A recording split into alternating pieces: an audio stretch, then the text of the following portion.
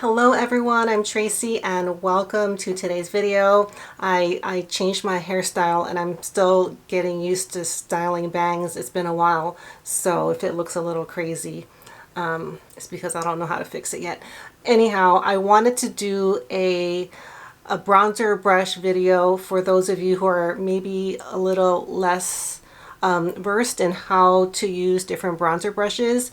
And because there are so many different shapes and sizes, I thought I would share with you guys I would say the easiest and the more foolproof way of applying bronzer, in my opinion. So there are other types of brushes that you could apply bronzer with. I'll kind of mention it at the end, but for the most part, there are 3 shapes that I use for bronzer and 3 different qualities of the brush that I look for. So let's start out with the shape. There are 3 shapes that I like to use. One being an angled brush. Now this is the G5542. This brush is amazing. It's also terribly expensive. It doesn't have to be this one, but I do demo this one with the Dior bronzer. And the reason I like these angled ones is I feel like you can kind of create a little bit more definition with an angled brush. Also, you could use like the higher end to get the hairline, and it's also really nice if you want to put bronzer on the jawline and kind of bring that bronzer down. I do that sometimes, but not regularly. The 3 things that an angled brush can do for you with bronzer: this area, the hairline, and the neckline is what I would use a brush like this for. Another shape that I'm very fond of for bronzer is a round tapered style. So in the demo, I'm using the Bristles BP1. I tend to go for a slightly larger tapered round brush. This one, I think I did fine. I would say 40 to 48. I think this is 48 millimeters. Let me just make sure I did write this stuff down. Yeah, the BP1 is 48 millimeters. Another really good one, which is smaller, is the Hakuhodo G6530. This is a mix, and this is straight goat hair. So this shape is what I really look for. And again, because it's got that angle, it's really good for like creating definition. It also goes around the hairline, and it's also good for the jawline, just like an angled brush. But it's just a slightly more precise way of doing your bronzer. Also, a shape like this is very versatile. So bronzer, if you have a smaller one like more like this, you can do highlighter, and it is a great way to do blush, under eye powdering, and all over powdering. So you know, you can't go wrong with a round tapered brush. You know, if you don't like it for bronzer, there's so many other things you can do with it. Another type that's like this that I am very fond of is a round domed shape, but I still do prefer a longer haired brush. And this one is the Hokoto GF2. This is made of really soft squirrel hair. The Bristles is dyed goat hair. But, you know, they're very similar. It's just the Hokoto's a little bit more domed. I really do love the Hokoto for blush, for bronzer. It's just a preference. I don't think there's going to be a big difference in the way your bronzer looks. So a round brush is another way I really like doing bronzer. And, you know, if you're looking for a little bit more precision, you can get one that's a little bit smaller. So this is the Bristles BH1, and this is the BP1. So there's a pretty significant size difference. I do prefer the bigger one, but I use the smaller one, I would say, just as often. And these are both amazing brushes. If you guys have been following me, you know I'm a big fan of the Bisotto Long series. They're so luxurious, and for the brush for this type of brush, for this level of quality and craftsmanship, they are very reasonably priced.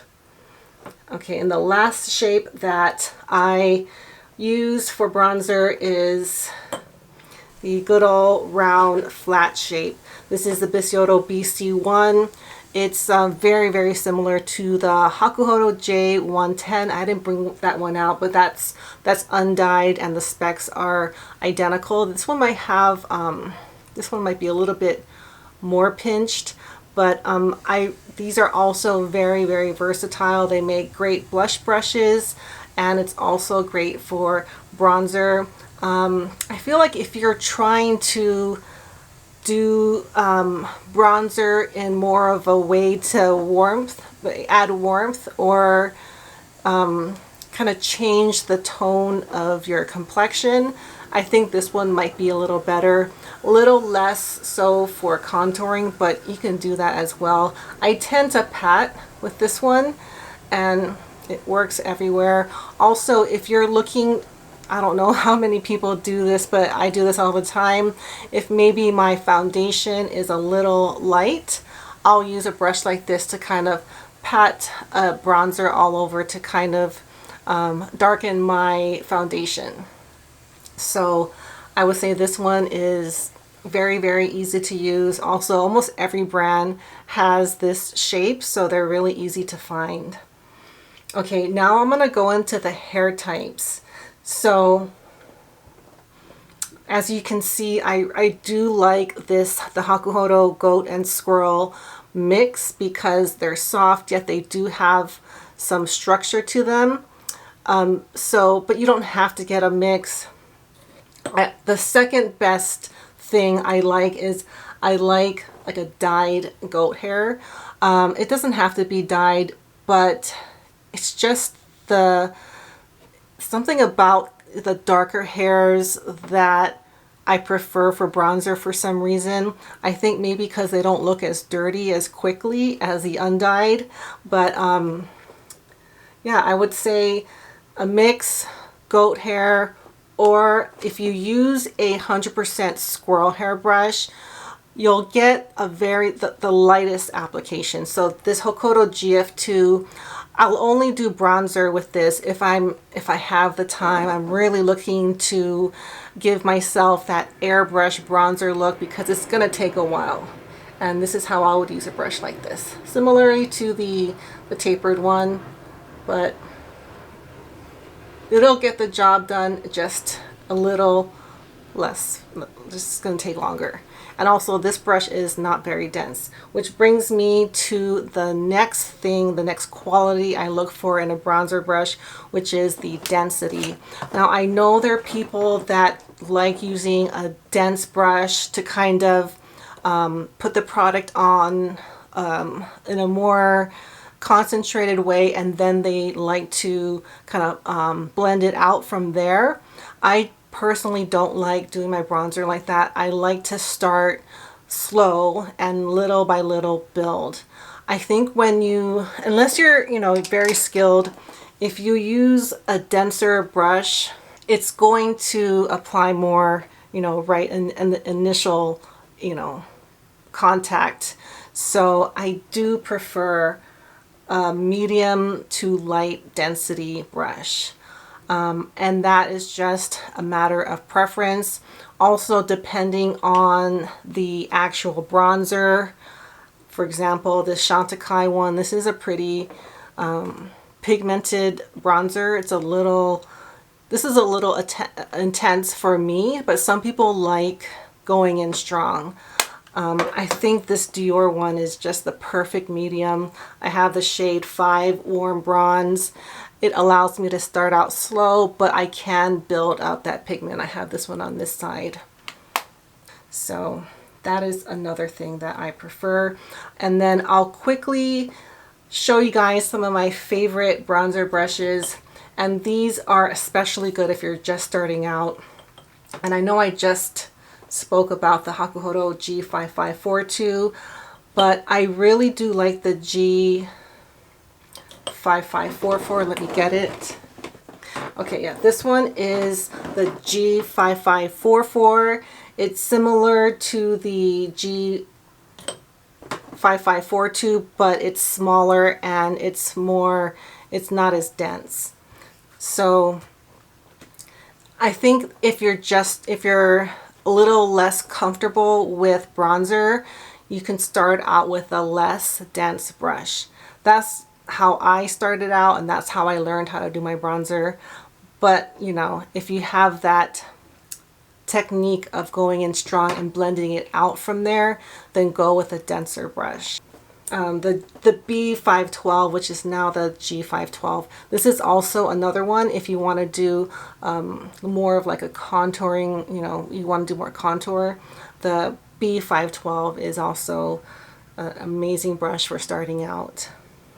So those are the 3 shapes that I like to apply my bronzer with. I'll give you guys a last look, and I would say the ones that I spoke about today are the ones that I highly recommend and are favorites of mine. So the Hakuhodo G5542, the 5544 is also good, especially if you're very fair and you want a very light angled brush.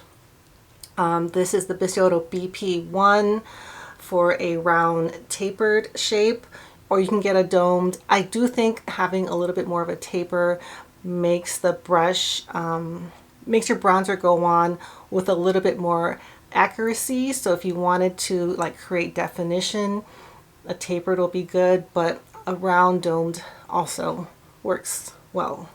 And the flat round shape, this is probably the shape of brush I have the most of in my collection, and I really love using a brush like this. So let me know what your guys' favorite brush for bronzer is. I love hearing what other people are using. And that's gonna do it for today. I know my hair is not looking its best, but it's gonna get better. So thank you guys so much for watching, and I will see you all next time. Bye.